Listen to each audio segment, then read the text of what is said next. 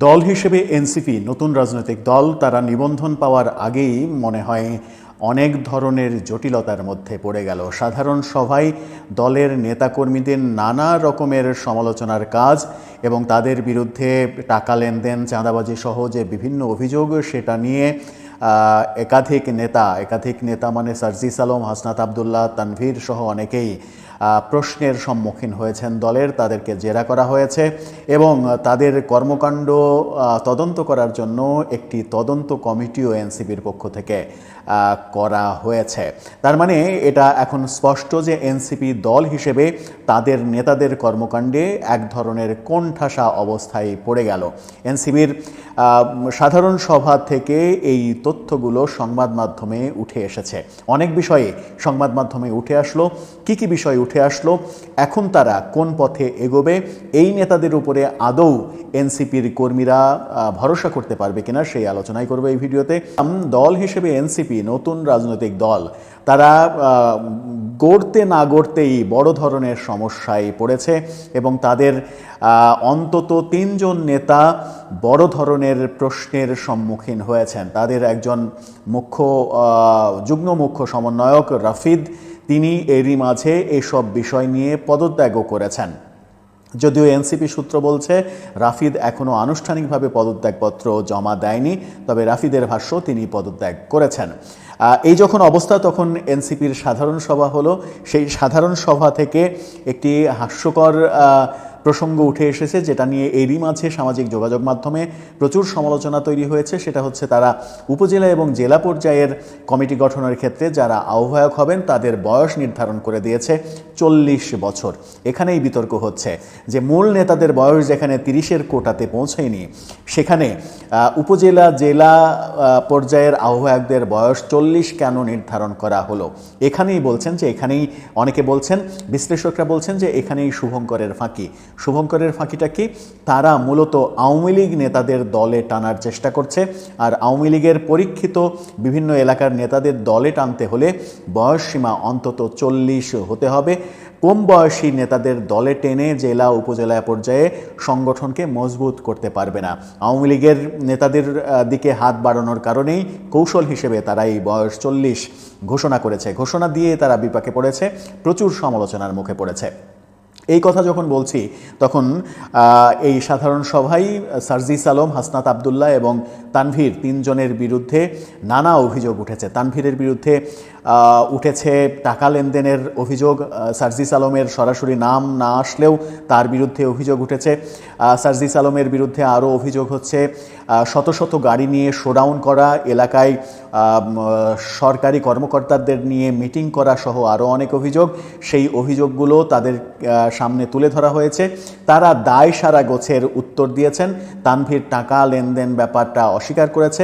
সার্জিস বলেছে যে তারা বংশগত জমিদার, তারা বংশগত বড়লোক, সুতরাং তার বিলাসবহুল জীবন অনেক আগে থেকেই দেখা যাচ্ছিল।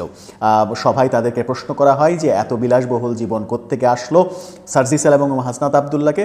সার্জিস উত্তর দিয়েছেন তিনি বংশগতভাবেই জমিদার বংশের সন্তান। অথচ আপনাদের খেয়াল আছে কিনা, একটি ভিডিও ভাইরাল হয়েছিল যেখানে সার্জিস আলম বলেছেন আমার পকেটে 1000 টাকাও নেই, মানিব্যাগ শূন্য, ধার দেনা করে দিন অতিবাহিত করতে হচ্ছে। হলে থেকে লেখাপড়া করেছেন ঢাকা বিশ্ববিদ্যালয়ের সার্জিস আলম। যদি জমিদারের পুত্রই হন তাহলে তো তার বিলাসী জীবন ছাত্র অবস্থাতেই থাকার কথা ছিল, তার তো হলে থাকার কথা ছিল না। এবং হলে সিট পাবার আশায় ছাত্রলীগ করতে যে বাধ্য হয়েছিলেন সেই প্রসঙ্গও আসার কথা নয়। যদি ছাত্রলীগ করতে নিজের মতের বিরুদ্ধে বাধ্য হতে হয় তাহলে তো তিনি জমিদারের পুত্র হিসেবে বাইরে থাকার কথা, বাসা নিয়ে থাকার কথা, যেহেতু টাকা পয়সার তার কোনো সমস্যা নেই। সুতরাং তার বাস্তবতা এবং কথার মধ্যে যে আকাশ পাতাল ফারাক, এটা বোঝাই গেছে। এবং বোঝা গেছে বলেই তাদের বিরুদ্ধে তদন্ত কমিটি তৈরি করেছে এনসিপি। এটাও একটা বেশ মজার তথ্য। এনসিপির পক্ষ থেকে তদন্ত কমিটি গঠন করা হয়েছে সার্জিস আলম, তানভীর এবং হাসনাত আবদুল্লাহর বিভিন্ন কর্মকাণ্ড তদন্ত করার জন্য।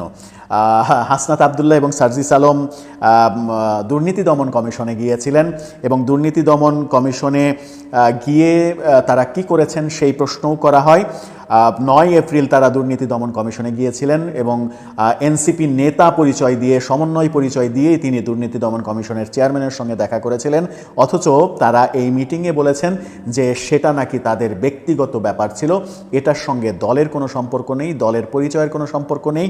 এই ব্যাপারটা তারা দলের কাছে বলতেও বাধ্য নয়, এই ব্যাপারটা তারা বলেছে। এবং এই ব্যাপারটাই আবার নতুন করে প্রশ্নের জন্ম দিয়েছে যে দুদক চেয়ারম্যান ব্যক্তি হাসনাত আবদুল্লাহ কিংবা ব্যক্তি সার্জিস আলমকে মিটিং করার অনুমতি দেওয়ার কথা কিংবা শিডিউল দেওয়ার কথা, যদি সার্জিস আলম এবং হাসনাত আবদুল্লাহ তাদের সমন্বয়ক পরিচয় কিংবা এনসিপির নেতা পরিচয় না দেন, প্রশ্নটা এখানেই। এবং প্রশ্ন আর উত্তরের মাঝে যে যোজন যোজন ফারাক, সেটা স্পষ্ট হয়ে যাচ্ছে। সব মিলিয়ে এনসিপি যে একটা বড় ধরনের গ্যাঁড়াকলে পড়েছে, এটা এখন দিনের আলোর মতো পরিষ্কার। এনসিপির বিভিন্ন নেতা, বিশেষ করে রাফিদ যুগ্ম মুখ্য সমন্বয়ক, তার ফেসবুক পোস্ট এই সার্জিসদের অনেক মুখোশ খুলে দিয়েছে বলে আলোচনা হচ্ছে।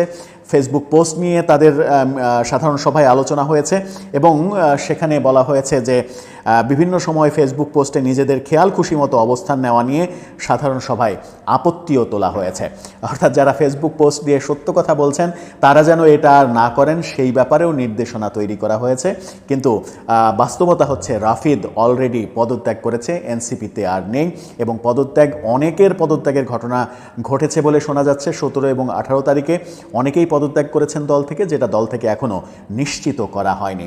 এই মুহূর্তে তাহলে এনসিপির গতি কোন দিকে হবে, কোন দিকে যাবে তারা? বিশেষ করে এনসিপি যে দুইজন নেতাকে কেন্দ্র করে সামনে বাড়ানোর চেষ্টা করছিল এবং যাদেরকে বেশি হাইলাইট করছিল, আহ্বায়ক নাহিদ ইসলামকে বাদ দিয়ে হাসনাত আবদুল্লাহ এবং সার্জিস আলমকে বেশি হাইলাইট হতে দেখেছি আমরা, তারাই যখন নানা রকমের বিতর্ক এবং নানা রকমের অনিয়ম দুর্নীতির সঙ্গে জড়িত হয়ে পড়েছেন বলে অভিযোগ উঠেছে এবং তদন্ত কমিটি গঠন করা হয়েছে। অভিযোগের যদি ভিত্তি না থাকতো তাহলে তদন্ত কমিটি গঠন হতো না। এখন যদি তদন্তে যদি সত্যিকারের নিরপেক্ষ তদন্ত হয় তাহলে তদন্তে নিশ্চয়ই সব কিছু বেরিয়ে আসবে। আর তদন্ত রিপোর্ট আদৌ কি প্রকাশ করা হবে, সেই প্রশ্নটাও কিন্তু আছে।